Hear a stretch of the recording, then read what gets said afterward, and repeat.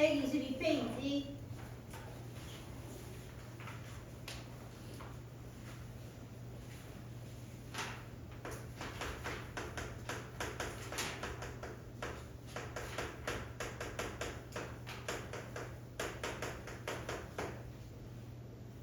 자, 앞으로 법칙에 대해서 배우게 될 건데요. 질량보증 법칙, 일정성분비 법칙, 기체 반응 법칙 세 가지 법칙에 대해서 배울 거고, 오늘은 그 중에 가장 쉬운 질량보증 법칙을 한번 배워볼 겁니다.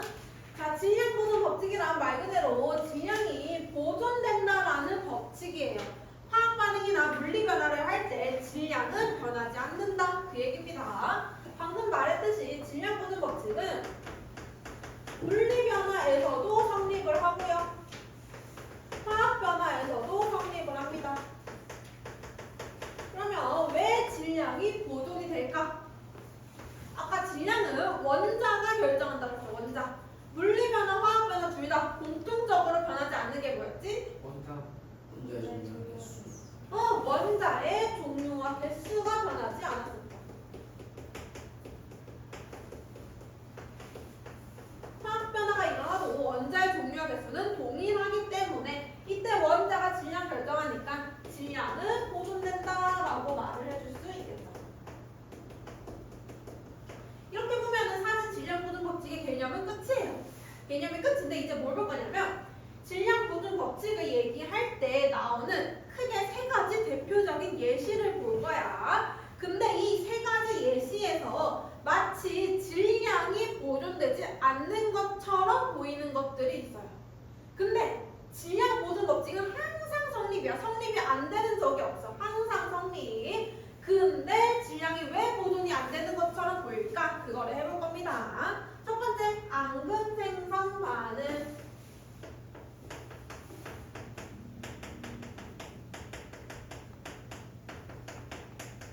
아까도 얘기했듯이 앙금 생성 반응에는 네 가지가 있죠. 질산은 탄산, 칼슘, 황산, 바륨, 아이오딘, 암압 이렇게 네 가지가 나오면 앙금 생성 반응이구나 이렇게 이해해 주시면 되고요. 앙금 생성 반응은 크게 달라지는 건 없어요. 이때 질량을 측정을 할 건데 어디서 측정할 거냐면 질량 측정하는 용기, 그릇이 조금 달라. 하나는 닫힌 용기, 뚜껑을 닫아놓은 용기고요. 하나는 열린 용기에서 측정을 할 겁니다. 근데 이 앙금이 고체잖아, 고체. 밑에 가라앉는 고체지. 고체는 날아갈 수가 없죠. 그래서 닫힌 용기나 열린 용기나 둘 다 그냥 질량이 보존돼요.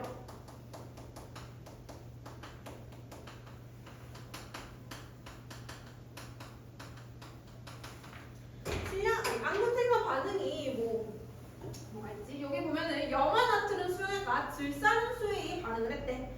염화나트륨 수용액, 질산수용액 두 개를 질량을 측정해봤더니 50g이었다. 그리고 나서 이제 앙금이 생성되겠지?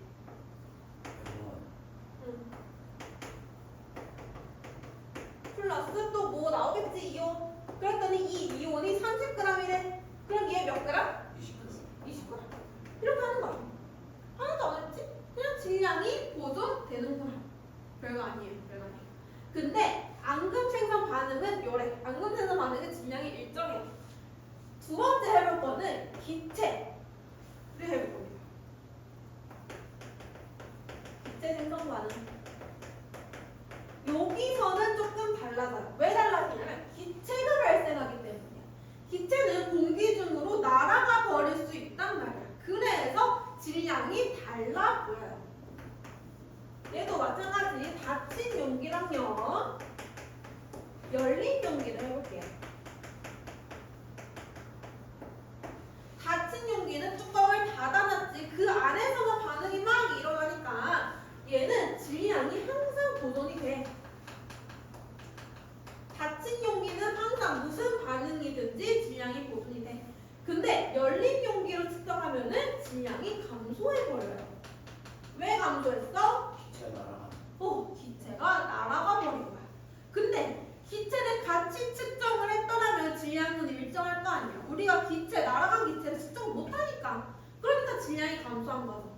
그럼 얘는 실제로 질량이 감소한 게 아니고 우리가 측정을 못한 거구나. 따라서 얘도 마찬가지로 질량 보존 법칙은 성립을 합니다.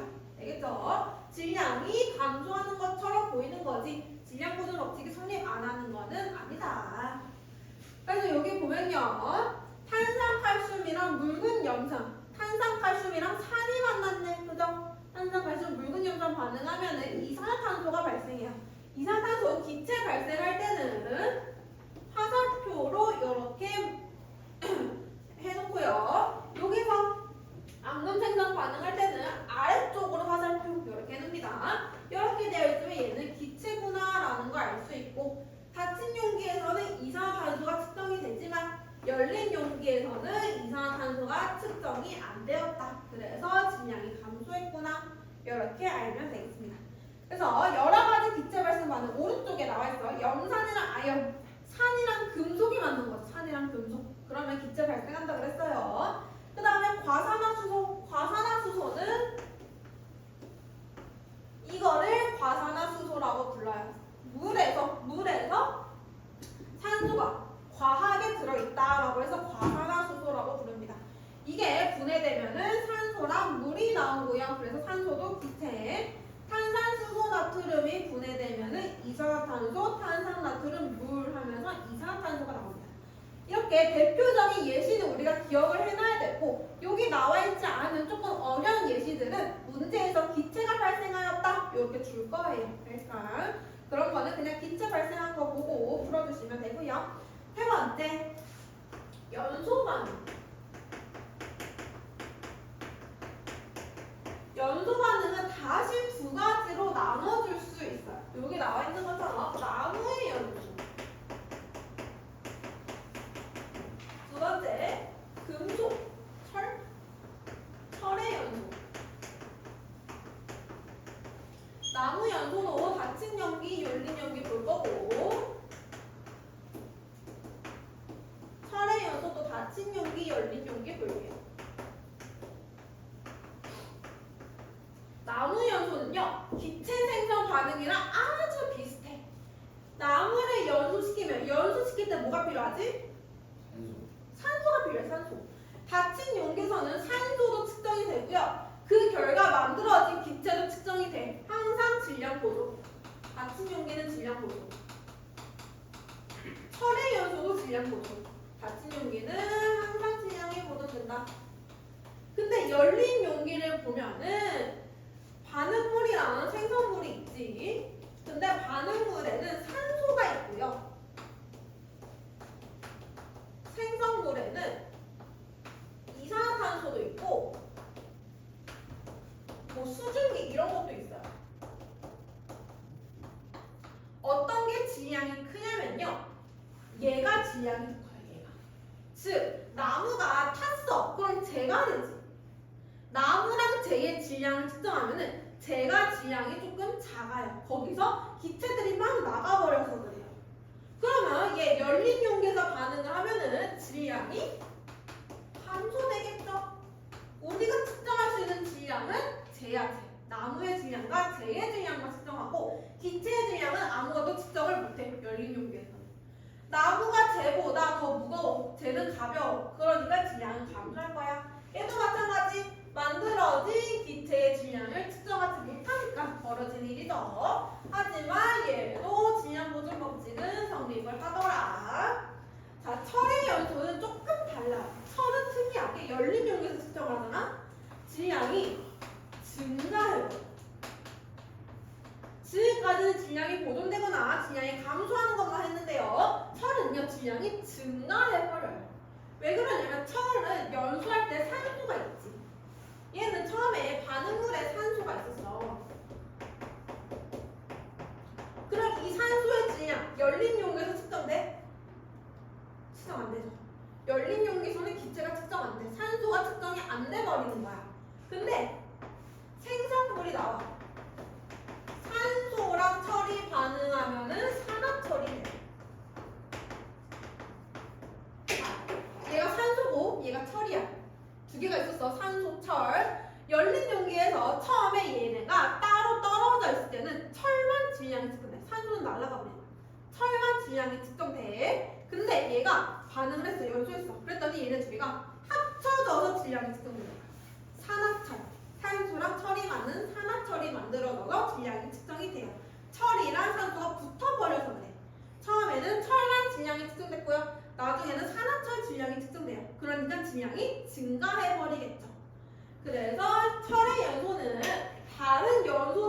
달리 산화철, 산소가 철에 결합을 해버리기 때문에 질량이 증가하는 것처럼 보입니다.